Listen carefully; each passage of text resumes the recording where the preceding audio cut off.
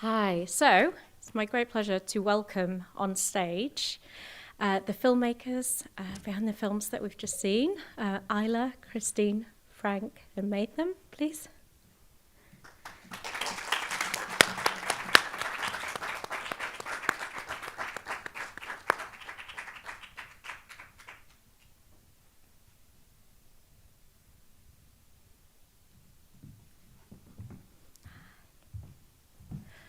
Paul, how do you want us to do this? Like two to each mic? Yeah, is that okay? I feel like I'm back in the thing. Sorry? Just give each other space. Yeah. Will do. Hi. Brilliant. Thank you. So first of all, another round of applause. Thank you so much each for sharing your films with us.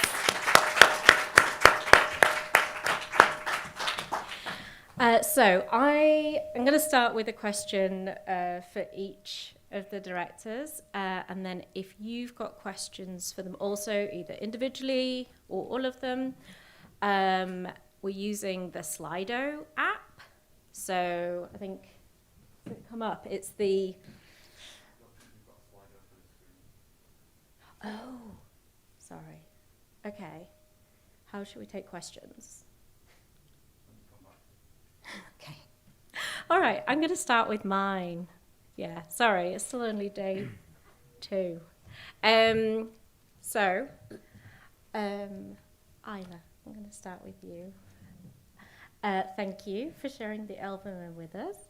And I just want to start, by asking how it was that you came across these Elvermen. How, what drew you in? I mean, it's a thing I've never heard of. I'm sure many of us haven't. Hang on, can people hear me? Yeah. Can we hear her? Yeah. I'll stand. Yeah, as close as possible. It was about 4 years ago. It was really like a random Google tangent, basically, where I think I was at the Wellcome Collection. There was an exhibition about electricity. There was something about electric eels, and then I ended up Googling eels. And then there were all these crazy stories about how these tiny fish, when they're babies and they're critically endangered, there's a huge black market to China because they're worth more than gold out there, and they're found in suitcases at airports and all this stuff. And I ended up coming across this guy, Elver Dave, on Twitter, and there are these tiny community up the River Severn near where I grew up that I had no idea about, that fish for these endangered fish, and they've been doing it for like centuries, and it used to be like a massive Gloucester tradition. Everyone used to go down, and now it then got commercialised, and now it's kind of the men are as endangered as the fish. And I thought that's quite a beautiful story that it's not really seen in that area of the world either. So I thought, there's definitely something in it. And I went 4 years ago. Dave invited me out in the middle of the night, which is a bit bizarre to do, but and then I've been going back ever since, each fishing season, and there's always been something. Like 1 year it was extreme floods, we couldn't go. The next year, pandemic, and then this year, Brexit. So it's like this kind of microcosm for everything else that's going on in the world as well, and I'm just very lucky that Dave's been such a great character. So Brilliant. Thank you. And I'm going to move on to another film that kind of looks at like the environment. Cold Stack. Yeah. Frank, thank you.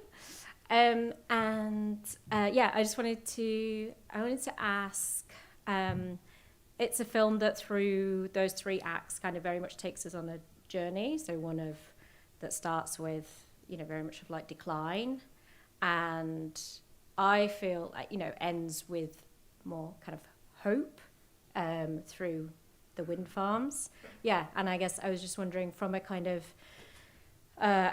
environmental point of view, and today's Environment Day as well. I guess what you were hoping audiences would kind of take away from your film.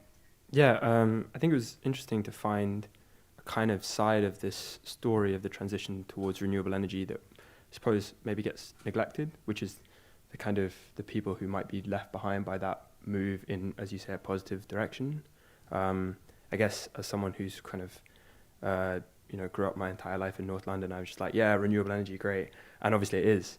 But it also seems to be that the oil rig industry is kind of symptomatic of the hollowing out of regional identity in this country, and the way in which I think was all sorts of examples of it, of like industry or kind of local ways of life have declined.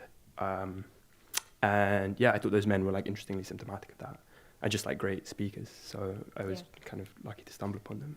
Yeah, brilliant, thank you. And then Christine, so going back to, this is the first film that we watched in the space you left, I thought was, a kind of really fascinating insight into, well, it just made me really think like how hard it must be for any of us to disappear in terms of our digital footprint, and yet possible, as it turns out, or very, very almost, for that digital footprint to disappear.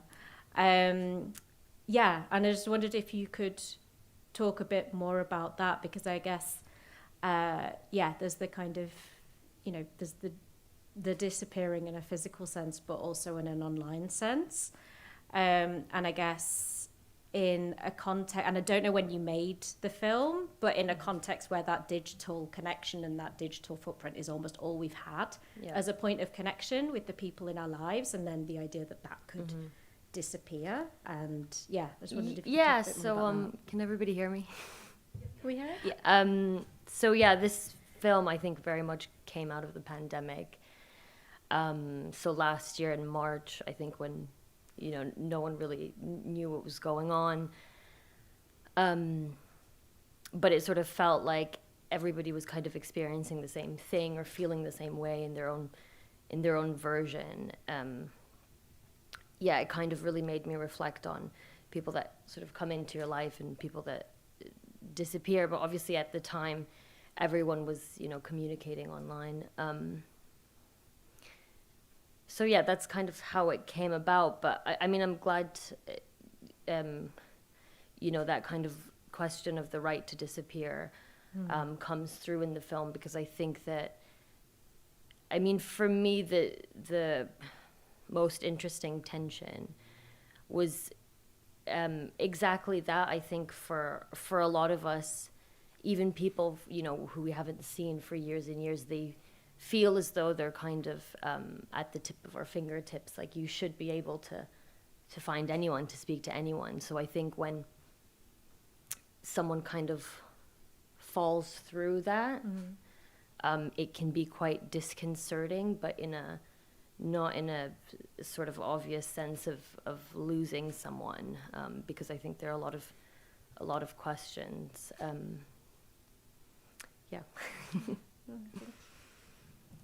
And Matham. Sorry, am I pronouncing it right, Matham? Yeah, that's right. Thank you so much for sharing Ali and his Miracle Sheep with us. This is the last film that we saw, and you took us on quite a journey. Some of my, I guess I wondered how you came across Ali and his grandmother and his family. So your kind of route into the story, I guess, before I ask anything else. Well, I'd been there the year before, and I was shooting a feature-length film called Tearmaker, which I'm still shooting now, and obviously the pandemic has put a slight pause on that. But one thing I noticed, so this was just after the war against ISIS, and ISIS had been defeated pretty much across most of Iraq, except in small pockets. And what I noticed was the number of children who'd lost loved ones.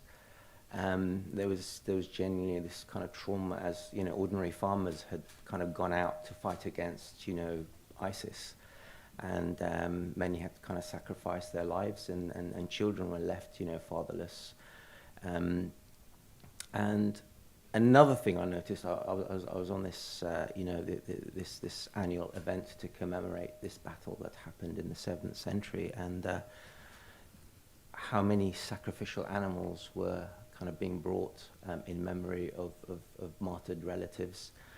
and the two sort of things came together, and I sort of going around parts of the country where many people had fallen, and I'd found this kind of village and this community, and the boy and his grandmother that, you know, had lost loved ones, and put it together. But I wanted to kind of play around with this idea of you know, this is, it's not really a documentary, but it's not really fiction, and you know, where these two kind of areas overlap. I wanted to kind of play with this area really, and say something a little bit more sort of poetic, I suppose, in that process. You know, about the trauma for the boy, but also for the whole country. You know, when I left Iraq, I was 9 years old. You know, pretty much the same age as this boy. You know, and it was the most developed Middle East and North African country at the time. So this was before, you know, obviously the wars and the sort of British and American-led invasion. So it's a question that keeps kind of coming back to me every time I go back. Is what happened? You know, how did this country get to this stage? You know. Anyway, I hope I answered your question. Yeah, no, you did. Thank you. I just wondered do we have any way of, Slido.com, but do they come through on that? Yes, so if anybody's got any questions for any of the filmmakers, if you go to Slido.com, and then this is the kind of login, and then I think they will appear on Paul's iPad. I shall read them out.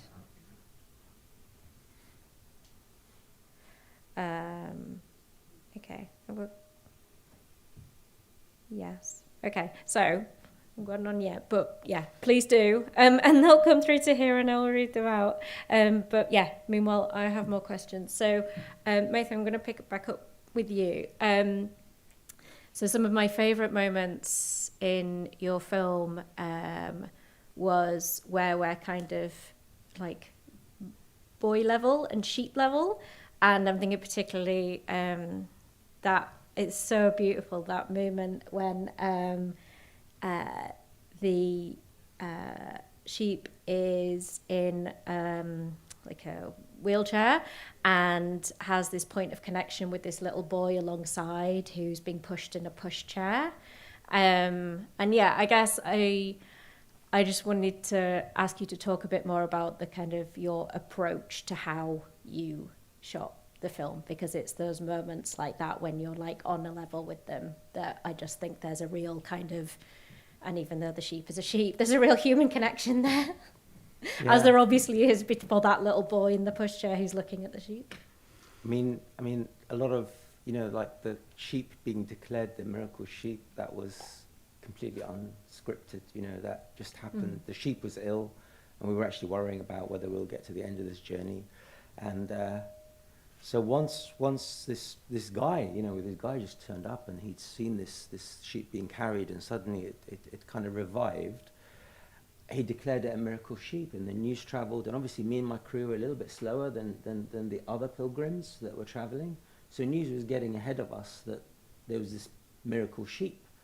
I mean, it says something about society where literally the hope is for miracles, you know, in the same way I suppose that, you know, in sort of parts of England where really the hope exists on maybe perhaps winning a lottery ticket or something like that. It's a similar type of thing.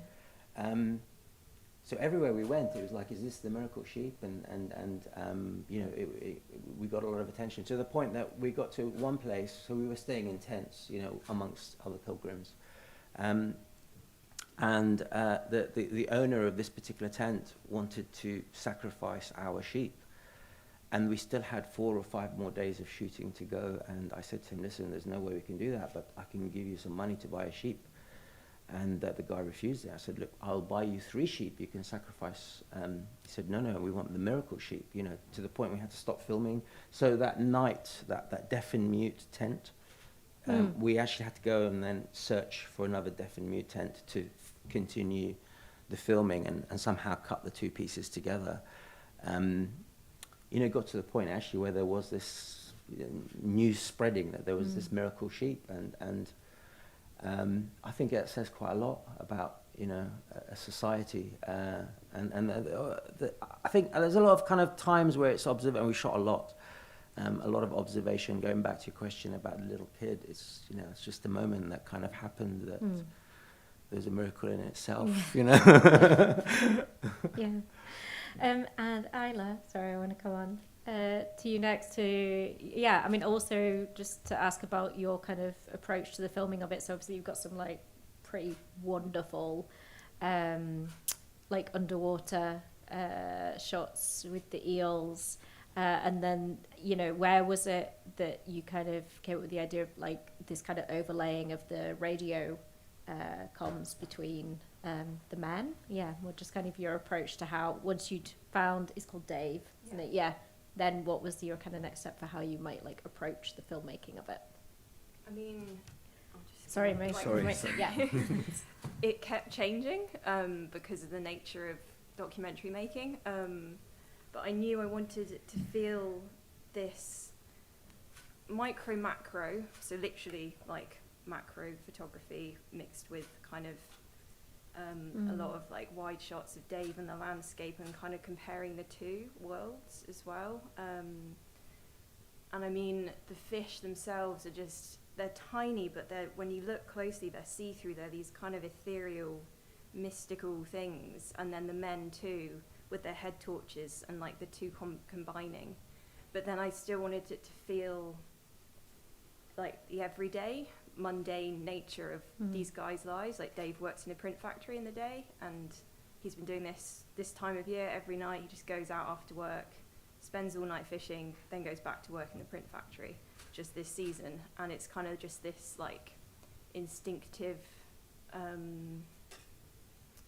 just tradition, but and I wanted to combine those kind of high-low worlds of the two things, and they're both kind of as equal as the other. So hopefully that comes across. And then shooting, I think it does. Also I wanted to get the river as well and the environment, so we shot that on 35mm, which I'm really pleased we managed to do. And out of kind of piecing it all together, wasn't sure if it was going to work, but the edit kind of all worked in the end. Yeah, no, it looks gorgeous. And thank you for your questions. We've got some coming up here. So this one for you, Christine. Do you think our right to disappear and our digital footprint is in safe hands with companies like Skype, and in terms of security and privacy? I guess, is there anything that you're kind of trying to say there with the film? Mm-hmm. Well, that is a really big question. I'm not sure I can answer. Sorry, do you think our right to disappear or our right to privacy is in safe hands with companies like Skype? And exactly, yeah. No, I don't really, I mean, sorry, Skype. I guess companies of that ilk will take names. Sorry, I shouldn't have said names yet. No, I think what I can say is I think it is very difficult to disappear online, and it's kind of incredible what you can find out about people and what you have access to. I mean, I was really, this is maybe on a tangent, but I was really fascinated just by Google Maps, the fact that you can kind of see so many different places and go and kind of use it to retrace memories and things like that. I find kind of incredible. I'm not sure. No, that's fine. And we've got another one here for you, which is about, do you feel that the Forum of Missing People, did you find it more of a support network? I guess it's how much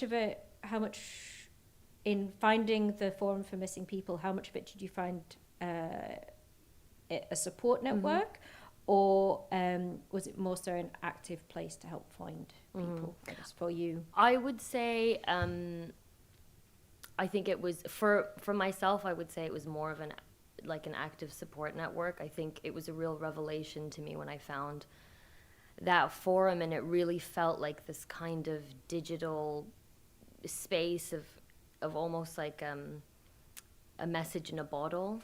Like, I'm not quite sure how much the people who were posting on it, myself included, I don't know how much they were expecting to actually find information, but rather I think there was some comfort for them to know that there were other people in a similar position to them. Going through the same thing, yeah. And got another one, for Frank, saying the music and the shots of your film went so well together. Was it composed especially, and how did you go about this? Yeah, this is Charlie is actually there. Charlie Bowles, he's the composer. He's a really, really talented musician.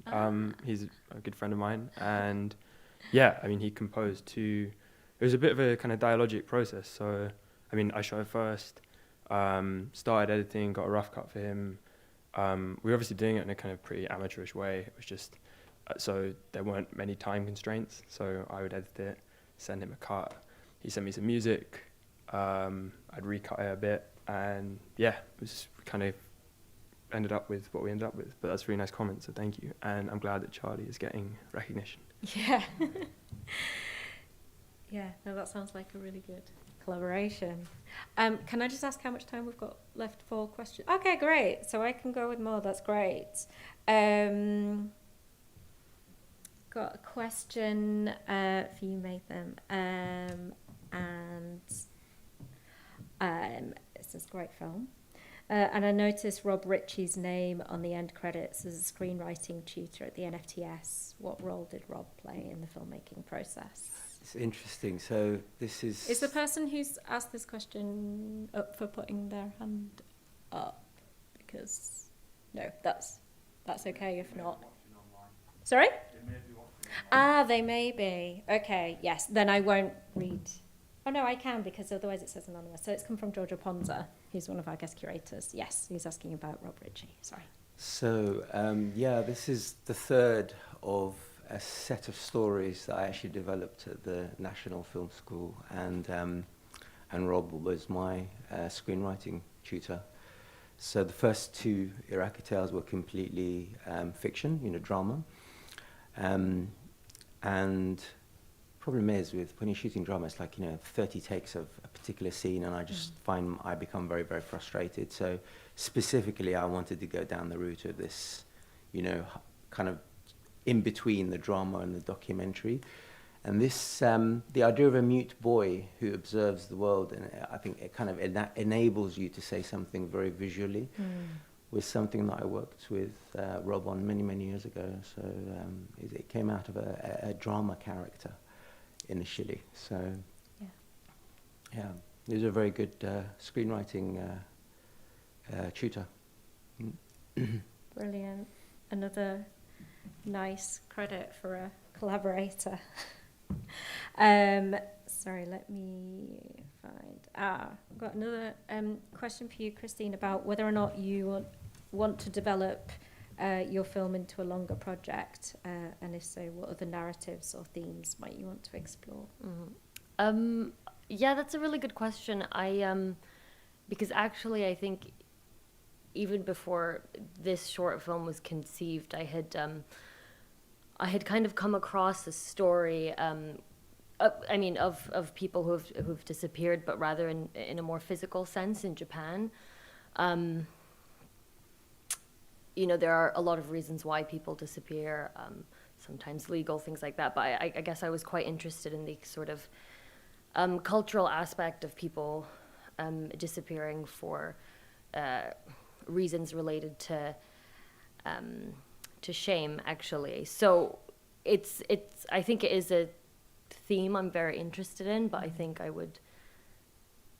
almost think I need to collect myself a little bit after making this short film, also because it's quite personal to me. Of course. From what I understand, it's only been very recently completed. Yes, is that right? Yeah, that's correct. Yeah, I think probably for a number of the filmmakers in the UK competition, it's been a kind of race to the wire. Yeah, it's one of these films that's like dropped in our laps at the last minute.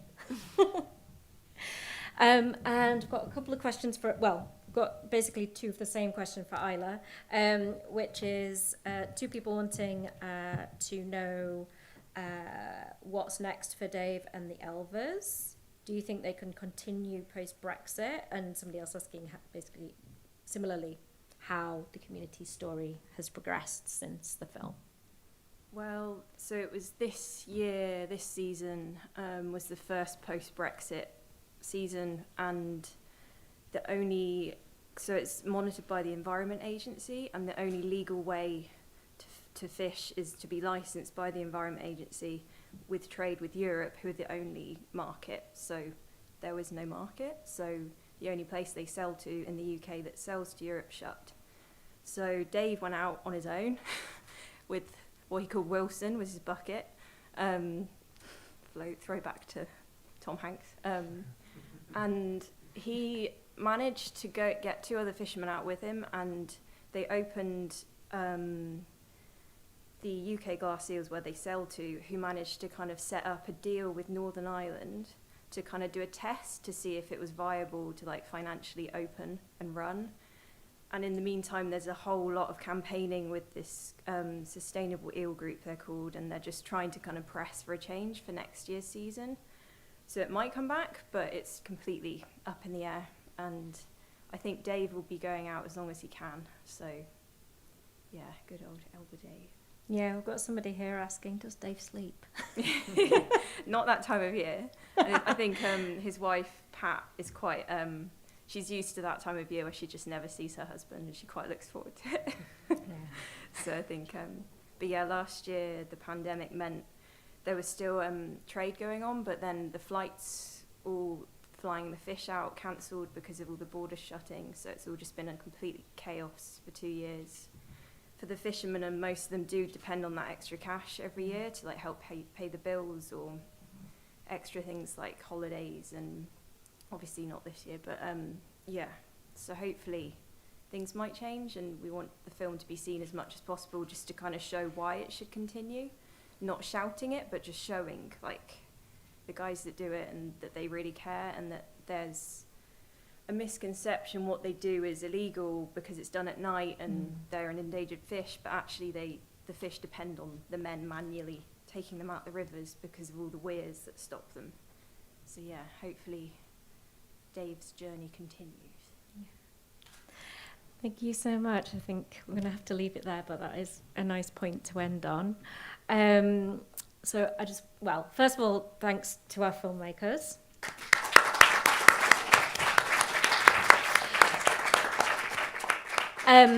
The screening continues. So we've got the world premiere of The Return to watch next by Heriberto Gualino, which is the film from the Ecuadorian Amazon. And then we'll be back with a pre-recorded this time Q&A recorded last week between myself and Heriberto. So yeah, please do stick around for that. But thank you all for joining us. Thank you for your questions. Sorry, it took us a moment, but then they came all through. Thank you. And thank you to Frank and Christine, Matham and Isla. Thanks.